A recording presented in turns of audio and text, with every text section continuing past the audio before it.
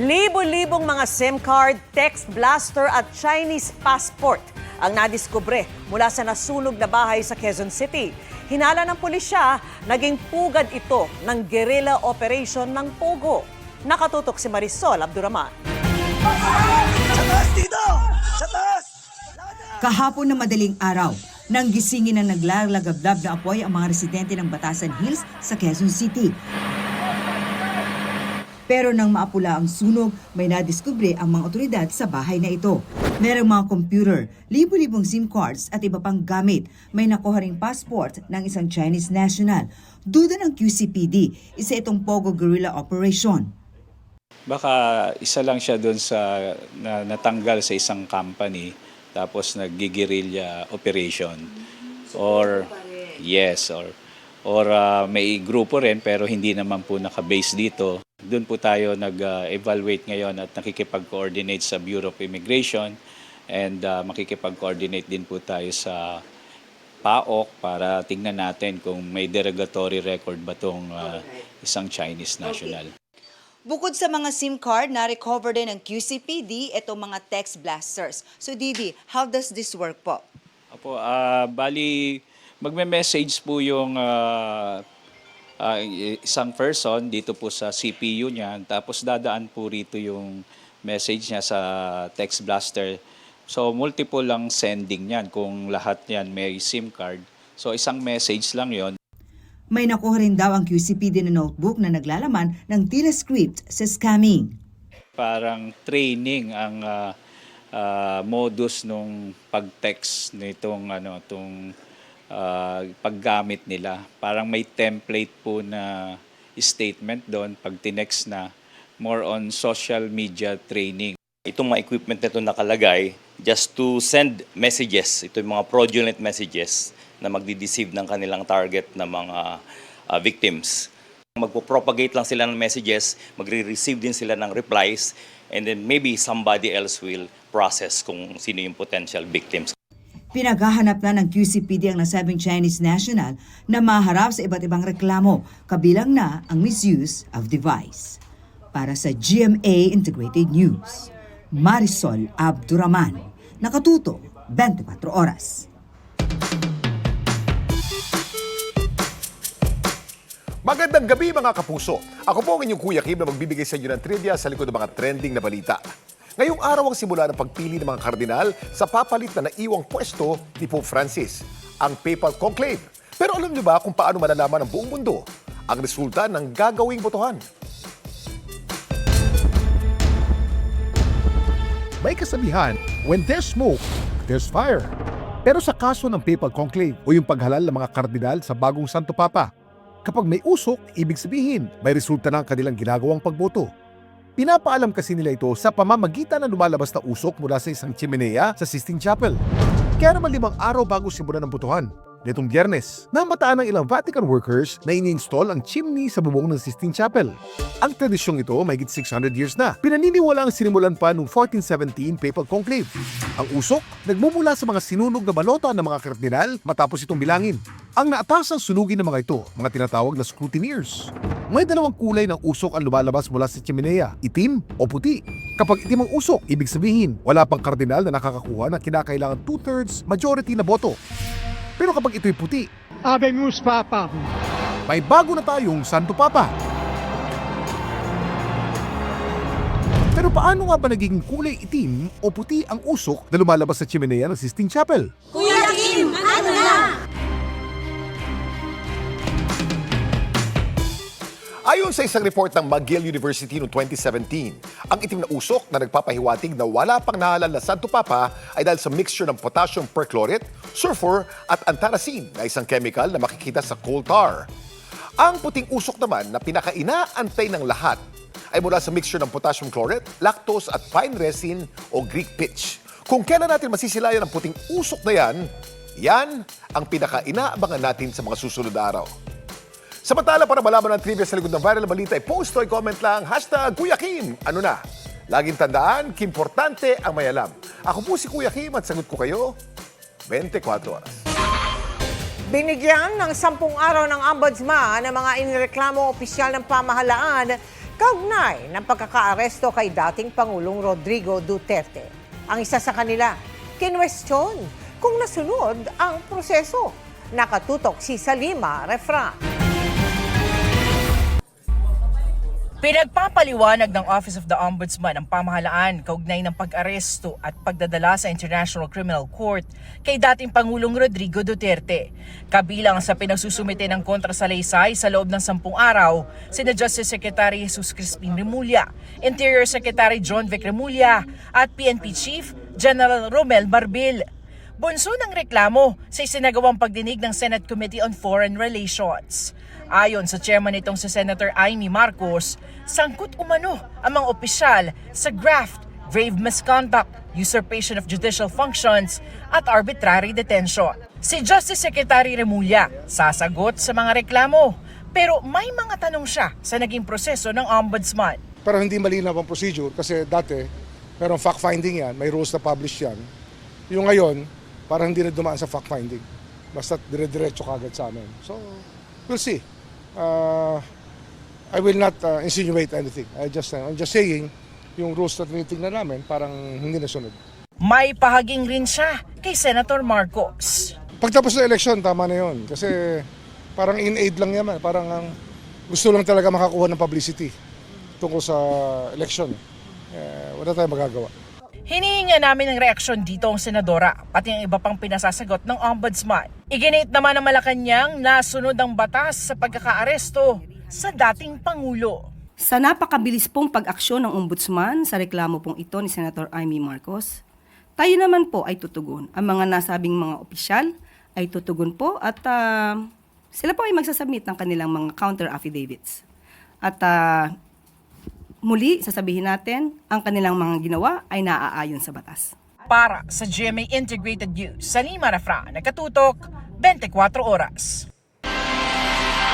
Nang tanungin namin si Senadora Marcos sa pahayag ni Remulla, inulit lang niya ang aligasyong binanggit sa reklamo sa Ombudsman at sinabing hindi pa tapos ang investigasyon. Hinihingan din namin ang reaksyon ng Ombudsman. Sumuko sa pulisya ang isang lalaking nagpakilalang kasama ng 3 nahuling nagpapanggap na taga-Comelec. Nirecruit umano sila ng isang politiko at may mga pinagagawa gamit ang ilang gadget. Nakatutok si John Consulta. Exclusive.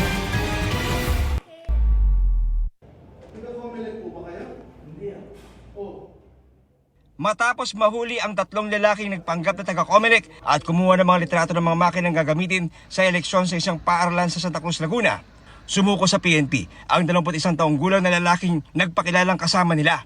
Itinuro ni alias June, di niya tunay na pangalan, ang hotel room na kanila umanong nirentahan. Isinuko rin niya sa mga pulis ang isang drone, isang DSLR camera at iba pang gadget na dala ng kanilang grupo. Aniya, nirecruit siya sa QC at inalok ng trabaho sa loob ng 2 linggo na tatagal hanggang sa mismong araw ng eleksyon. Nasa 2,000 plus po kada isang araw. Opo, para po sumama din sa trabaho. May mga binigay din po uniforms, ID, saka sticker po na para sa sasakyan. May mga t-shirt po kasi na NCAP na uniform po na may logo po na Comelec. Tapos sa ID rin po. Then pinagdala po kami ng picture para po ilagay sa ID. Dahil tubong Laguna, may espesyal na tasking na binigay anya sa kanya ang grupo. 12 anya silang nakasakay sa 3 sasakyan. Naging navigator ako since alam ko yung pasikot-sikot dito sa lugar. So sa akin pinapatandaan yung mga pwedeng location na pupuntahan namin if ever may tawag. Ito nga yung mga sinuko nung tao na lumapit sa PNP, no? Mga logo ng Comelec na nakalagay dito sa mga magnetic material. Ito raw ay nilalagay sa kanilang mga sasakyan kapag sila'y lumalakad na para nga sila ay magpanggap na mga membro o tauhan ng Comelec para ma-achieve ang kanilang misyon. Pagkumpisal pa ni alias June, isang politiko ang kumuha ng kanilang serbisyo. Hindi niya sinabi sa amin kung sino, pero nang tanungin kung ano ang pinapagawa sa kanila. Kailangan namin mambulabog ng mga nagkakabigayan o nagbo-vote buying ng mga kandidato. Yun lang yung kailangan namin gawin. Iikot lang kami. Ang PNP, inaalam na kung may iba pang pakay ang nabistong grupo at kung may kasama pa silang nag-ooperate sa ibang bahagi ng bansa. Well, titignan natin yung mga ebidensya na nakuha natin, no? And meron nga tayong nakuhang drone and meron din tayong nakuhang mga camera, no? And we will subject that to forensic digital examination, no? Para malaman natin kung ano yung mga laman ng mga ito. Well, initially, ang magiging kaso nila is usurpation of authority and malamang na matadagdagan yan. Depende na rin dun sa kalalabasan ng mga examination ng evidence na nakuha natin dito sa mga suspect natin na ito. Nag-iimbestiga na rin ang Comelec Laguna sa nabistong modus ng grupo. Para sa GMA Integrated News, John Consulta, nakatutok, 24 oras. Bahagyang bumaba ang bilang ng Pilipinong may trabaho nitong Marso ayon po yan sa Philippine Statistics Authority. Bagaman pareho ang porsyento ng mga Pilipinong may trabaho noong March 2025 at 2024, bumaba ng mahigit 1 milyon ang bilang ng mga Pilipinong may trabaho nitong March 2025 kumpara sa parehong buwan ng nakaraang taon. Mas mababa rin ang bilang ng mahigit 48 million na may trabaho noong Marso kumpara sa mahigit 49 million noong Pebrero. Nauwi sa gulo ang panununtok sa isang lalaki ng kapwa niya menor de edad sa Iloilo. Ang nahulikang na tagpo tinutukan ni Kim Salinas ng GMA Regional TV. Makikitang nagtakbuhan ang grupo ng mga lalaking ito sa kuha ng CCTV sa poblasyon Santa Barbara, Iloilo, May 4 ng madaling araw. Isang lalaki ang patawid na sana sa pedestrian lane nang hinabol ng isa pang lalaki sa kasinuntok. Ayon sa Santa Barbara Police, bagamat nakatanggap sila ng report sa insidente, hindi raw ito naipablotter. At sa impormasyong natanggap nila, pawang minor de edad daw ang mga sangkot na posibleng nagugat umano sa pantitrip lang. Lini sila sa pabiya, may nagampang kuno sila dito sang dart. And then pagpuli nila isang kaagahon, nagkaon sila dito sila nakita na isang sapiak mo niya grupo bala. Natripan lang. Kaya hindi man sila kilala na isang sapiak mga grupo. Isinailalim na sa medical examination ang menor de edad na si Runtok. Pero maliban sa kanya, wala nang ibang napaulat na nasugatan o napinsala. Hindi natin maklaruhan bala sa CCTV. So, ang unang napakandakan pa natin sa sa follow-up na investigation to the identity sa mga grupo to sa piyak. Kapag natukoy, plano raw ipatawag ng pulisya ang kanilang mga magulang. Mula sa GMA Regional TV at GMA Integrated News, Kim Salinas, nakatutok 24 oras. 2 pulis ang nabisto ng PNP na rumaraket bilang bodyguard ni Davao City 1st District Representative Paulo Duterte. Sabi ni PNP Chief Romel Marbil, nakilala sila sa viral video sa isang bar kung saan ayon sa isang complainant nananakit si Congressman Duterte. Nag-awol na ang 2 pulis matapos isuko ang kanilang mga baril at ID. Ayon sa PNP Chief, madi-discharge ang 2 pulis at mananagot pati ang kanilang mga commander. Sinusubukan naming kuhanan na pahayag si Duterte. All out ang support ni Barbie Fortesa para kay David Licauco na house guest ngayon sa Pinoy Big Brother Celebrity Collab Edition. At sa gitna yan ng pagiging abala sa iba't ibang commitment kabilang ang upcoming movie niyang P77. May chika si Larson Chago. Kahit sobrang busy, naglaan ng oras si Barbie Fortesa para sa Cine Expo ng Cinema Exhibitors Association of the Philippines para i-present ang bagong pelikula niyang P77 sa ilalim ng GMA Pictures. Nasa event sina GMA Network Senior Vice President and GMA Pictures President, Attorney Annette Gozon Valdez, GMA Public Affairs Senior Vice President Nessa Valdelion at iba pang creative heads ng GMA Pictures. Bukod sa P77, ipinakita rin ang isa pang pelikulang handog ng GMA Pictures na ipapalabas din ngayong taon. Yan ang KMJS Gabi ng Lagim, the movie. I'm very happy na we have events like these na magkatulungan ang producers sa mga cinema owners and cinema distributors, diba, film distributors para sa ating Philippine movie industry. Ako naman, bilang actor, ang ganda na ma-expose ako sa ganitong klaseng field kasi, kumbaga, I get to be on the inside Hindi lang yung basta gawa. kasama lang ako sa gumagawa ng content, ng pelikula, nakikita ko rin yung technicalities and yung logistics ba, kumbaga.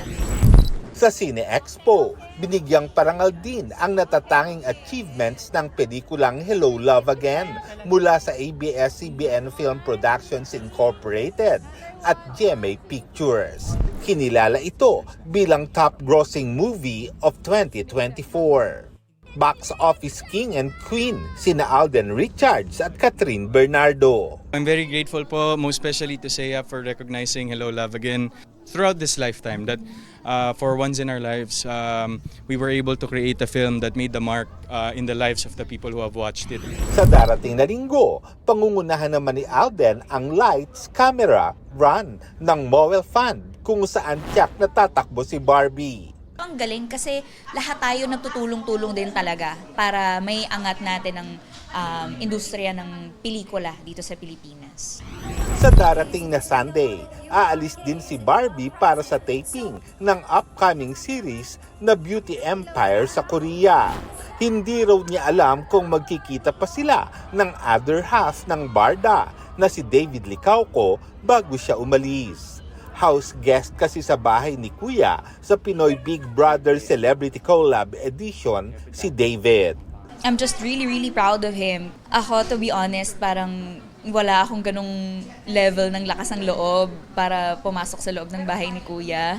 Ginusto niyang pumasok and ginusto niyang makilala yung mga housemates. And si David kasi yung tipo ng tao na marami ka rin talagang makukuha sa kanya in terms of outlook sa buhay. Lor Santiago, updated sa showbiz happening. And that's my chika this Wednesday night. Ako po si Iya Arellano. Miss Mel, Miss Vicky Emil. Salamat sa iyo, Iya. Thanks, Iya. At yan ang mga balita ngayong Miyerkules. Ako po si Mel Tiangco. Ako naman po si Vicky Morales para sa mas malaking misyon. Para sa mas malawak na paglilingkod sa bayan, ako po si Emil Sumangil. Mula sa GMA Integrated News, ang News Authority ng Pilipino. Nakatutok kami 24 oras.